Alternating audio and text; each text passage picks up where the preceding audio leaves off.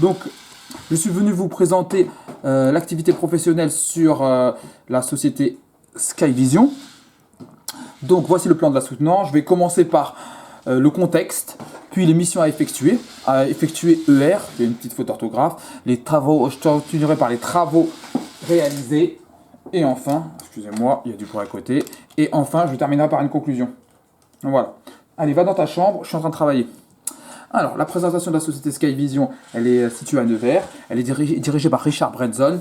Son effectif est de 150 salariés. Son capital est de 750 000 euros. Et elle fabrique et commercialise des drones. Elle connaît une forte expansion et donc aussi une forte concurrence.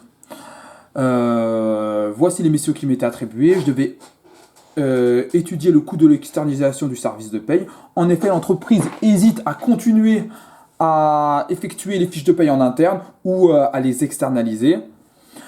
Ensuite, j'ai élaboré une note interne destinée à mon dirigeant. Dans une deuxième partie, je devais calculer le coût de revient d'une commande spécifique. Tout d'abord à l'aide de la méthode des centres d'analyse, donc là il faut inverser, et ensuite à l'aide de la méthode ABC. Donc, mon premier travail consistait à comparer le coût du service paye.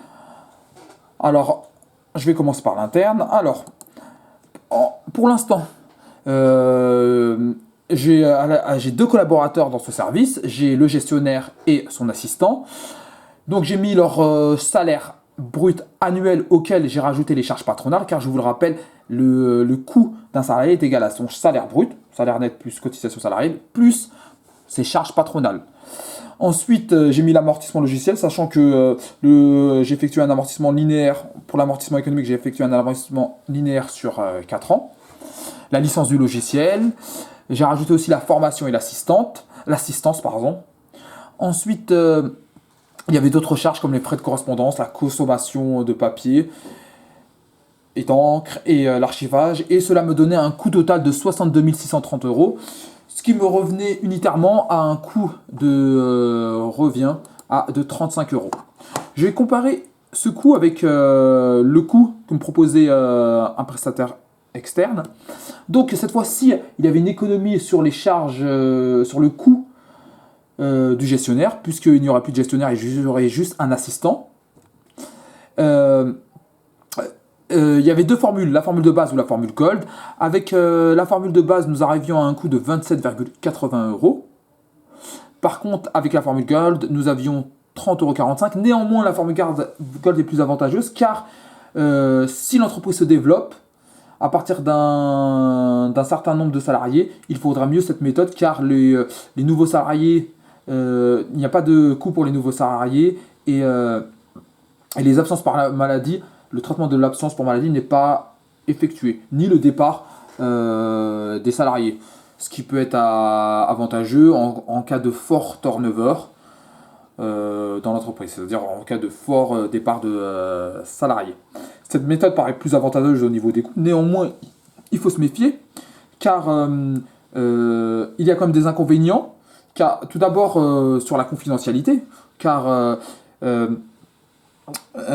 fiche de paye, le salaire d'un salarié est un élément confidentiel et peut-être que en le sous-traitant à un prestataire extérieur, il y avait un risque sur cette confidentialité. Et voilà. Deuxième chose, l'entreprise va perdre de la technicité sur la paye, un savoir-faire. Même si ce n'est pas son cœur de métier, cela peut être embêtant. Par exemple, la veille sociale est importante dans une entreprise, ne serait-ce que pour expliquer la rémunération du salaire la rémunération des salaires. Oula, attendez, voilà, ça bug un peu. En fait, j'essaie d'agrandir un peu. Voilà. Donc, ne serait-ce que pour avoir... On va y arriver ou pas? Non, on va pas y arriver comme ça. Bon, vous reprenez vos chiffres. Donc, ne serait-ce que pour avoir... qu'est-ce que j'allais dire? Oui, ne serait-ce que pour expliquer aux salariés pourquoi les éléments de son salaire, car en cas d'erreur ou en cas d'incompréhension tout simplement du salarié, il faut savoir lui expliquer, car la paye est un sujet sensible, et si on n'arrive pas à justifier pourquoi d'un mois à l'autre, par exemple, souvent dans la nouvelle année, quand on passe d'une année à une autre, les cotisations augmentent largement et le salaire brut diminue, donc le salaire net diminue. Si on n'arrive pas à expliquer ça aux salariés, cela peut créer un mauvais climat social. Donc il est très important que l'assistant maîtrise quand même les concepts de base sur la paye et puisse expliquer les différences. Voilà. Voilà. Donc voilà les inconvénients. C'est un, la perte de confidentialité, et deux, le fait que l'entreprise perd de la technicité et qu'il se peut que l'assistant ne puisse plus expliquer les différences de salaire. Enfin, un autre inconvénient qui est de taille aussi, c'est pour l'instant nous avons un gestionnaire. Comment gérer son départ? Est-ce que nous allons le placer dans un autre service? Est-ce qu'il va être licencié par l'entreprise? Donc cela peut entraîner un mauvais climat social. Donc dur d'avoir une cohésion d'équipe lorsque l'entreprise, alors qu'elle est bénéficiaire, licencie. Donc il va avoir un arbitrage à faire. Néanmoins, selon la théorie de Porter, en se recentrant sur le cœur de métier, l'entreprise peut affecter toutes ses ressources à son cœur de métier et donc avoir un avantage concurrentiel sur les autres entreprises. Voilà. Donc j'ai fait une note à mon dirigeant et c'est donc à lui d'arbitrer entre les deux méthodes. Ensuite, mon deuxième travail consistait à calculer le coût de revient d'une commande spécifique. Donc, la première méthode était par la méthode des centres d'analyse. Je vous rappelle que dans la méthode des centres d'analyse, là c'est assez petit, je crois pas que vous allez voir, mais vous reprenez votre cours. Attends, je vais essayer d'agrandir votre bon.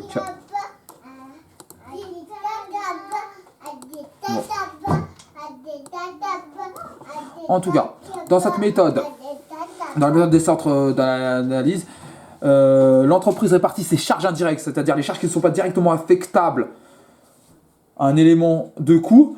Elle est répartie en centres principaux, en centres auxiliaires ou en centres principaux. Ici, il n'y avait que des centres principaux. Ensuite, pour chaque centre, elle doit définir une unité d'œuvre. Et ensuite, en divisant le coût de chaque centre par les unités d'œuvre, elle avait un coût d'unité d'œuvre. Et ensuite, pour les charges indirectes, c'est-à-dire l'approvisionnement, le montage, l'expédition et l'administration, elle multipliait par la quantité d'unités d'œuvre. Cela nous donnait un coût de 3 564 €. Donc, selon cette méthode, l'entreprise est bénéficiaire sur cette commande. Elle a même un bénéfice de plus de 900 €. Néanmoins, cette méthode est critiquable car dans cette méthode, la clé de répartition, je dirais pas qu'elle est faite de façon arbitraire, mais elle n'est pas toujours précise. Et la clé de répartition peut porter à discussion. Donc l'entreprise a voulu calculer le coût de cette méthode selon la méthode ABC. Alors dans la méthode ABC, les produits consomment des activités et ensuite ces activités sont consommatrices de ressources. Cette méthode est beaucoup plus précise. Et là, on le voit bien ici dans ce tableau. En plus, on le voit en grand. On va le voir tout de suite pourquoi. Car cette méthode prend en compte la spécificité de cette commande, ce que ne faisait pas la méthode des centres d'analyse. En effet, elle va tenir compte du temps de finition.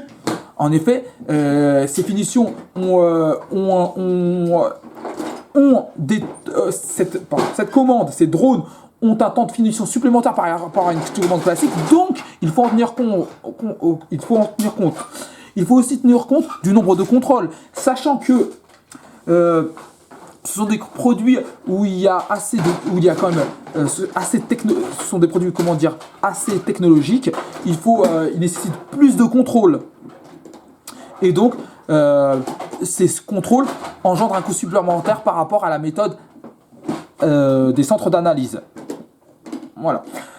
En calculant le coût de revient par cette méthode, nous apercevons cette fois que le coût de revient est de 4 180 €. Donc il va peut-être falloir ajuster.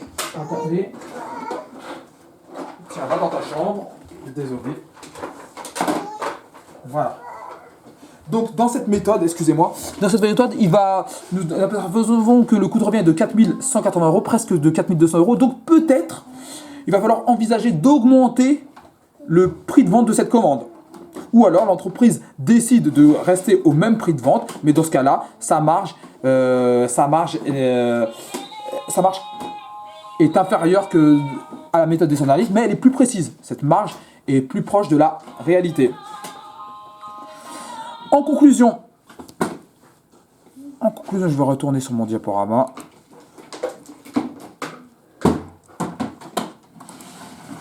Alors, en conclusion, cette activité a été très utile. J'ai pu comparer les deux méthodes, c'est-à-dire la méthode des centres d'analyse, oula, je vais rapetisser tout ça, et la méthode des ABC. Et donc j'ai pu mieux comprendre ces deux méthodes. Cette activité professionnelle m'a permis aussi de gagner en autonomie, de mieux utiliser le logiciel Excel. Et cela m'a permis aussi de réaliser un cas concret de ce qu'on peut me demander en entreprise. Voilà. Ensuite, elle m'a permis aussi de mieux travailler en groupe, car nous avons travaillé en groupe. Même si j'ai effectué toutes les missions, nous pouvons nous aider. Nous pouvons nous aider. Je bug là. On pouvait s'entraider mutuellement. Voilà, ça va être plus facile. Voilà, faudrait que je la refasse celle-là. En attendant, là, ça va être tout pour cette activité. Bonsoir.